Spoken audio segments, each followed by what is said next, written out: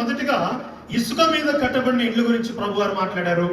రెండవది ఇక్కడ మనం చూస్తే బండ మీద కట్టబడినటువంటి ఇల్లు గురించి కూడా మాట్లాడుతూ ఉన్నారు. రాయబడినటువంటి మాట ఏంటంటే, కాబట్టి ఈయన మాటలు విని వాటి చొప్పున చేయని ప్రతి వాడు ఇసుక మీద ఇల్లు కట్టబడిన బుద్ధిహీనుడు పోలి ఉండును అని రాయబడింది. దేవుని యొక్క వాక్యం విని, దేవుని యొక్క మాట విని ఆ వాక్యం ప్రకారం జీవించకుండా, వాక్యం ప్రకారం బ్రతకకుండా ఎవరైతే ఇష్టానుసారంగా జీవిస్తారో వారు ఎలాంటి వారట?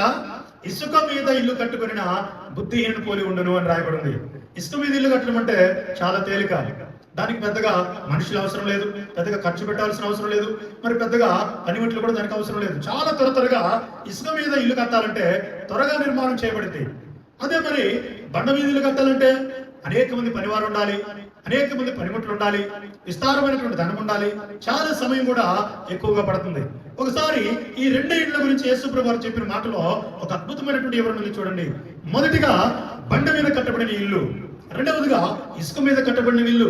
చూడండి, మనము బండ మీద కట్టబడ్డాం అనుకొని మరి వరదలు వచ్చి గాలి వచ్చి మన ఇంటి మీద కొట్టవని మనం ఎప్పుడు అనుకోకూడదు. ఎందుకంటే ఇక్కడ రాయబడినటువంటి మాట ఏంటంటే, మొదట బండ మీద కట్టబడిన ఇంటి మీదనే వరదలు వచ్చాయి, గాలులు వచ్చాయి, తుఫాన్లు వచ్చాయి, మరి అనేకమైనవి కూడా బండ మీద కట్టబడిన ఇంటి మీద కొట్టాయి. అంటే బండ అనగా ప్రభువైన యేసుక్రీస్తు వారిని అర్థం. యేసుక్రీస్తు వారి మీద మనందరం కూడా మనం నివాసాలు కట్టుకున్నాం, మన విశ్వాసం మీద పునాదులు వేసుకున్నాం, క్రీస్తు అనే బండ మీద పునాదులు వేసుకున్నాం. అయితే మనం అనుకోవచ్చు, క్రీస్తు అనే బండ మీద కట్టబడ్డాం, ఇంకా ఏ విధమైనటువంటి శ్రమలు రావు, ఏ విధమైన ఇబ్బందులు రావు, ఏ విధమైన శోధనలు రావని మనం అనుకోవచ్చు కదా. కానీ దేవుని వాక్యం ఉంటుంది, ఏ వ్యక్తి అయితే మొదట బండ మీద ఇల్లు కట్టుకుంటాడో ఆ వ్యక్తి మీదనే మొదట వరదలు వస్తాయి, ఆ తర్వాత వానలు వస్తాయి, ఆ తర్వాత గాలులు వస్తాయి అని దేవుని వాక్యం రాయబడింది. ఎన్ని వచ్చినా కూడా అది బండ మీద కట్టబడింది కనుక అది స్థిరంగా నిలబడింది, అది పడిపోలేదు. చూడండి, రెండవదిగా ఇసుక మీద కట్టబడినటువంటి ఇల్లు. ఏ ఇల్లట? ఇసుక మీద కట్టబడినటువంటి ఇల్లు.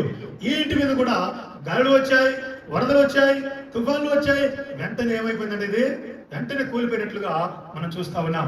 కనుక దేవుని మాట విని వాక్యానికి లోబడి వాక్య ప్రకారం జీవించిన వారేమో బండ మీద కట్టబడినటువంటి ఇంటిని పోలి ఉంటారు. వాక్యం విన్నట్టుగానే విని వాక్యానికి లోబడకుండా నటించే వారి జీవితాలేమో ఇసుక మీద కట్టబడినటువంటి ఇంటి వలె ఉంటాయి. ఇప్పటి వరకు మనము ఆయన వాక్యం వింటూ కూడా వాక్యానికి లోబడలేదా?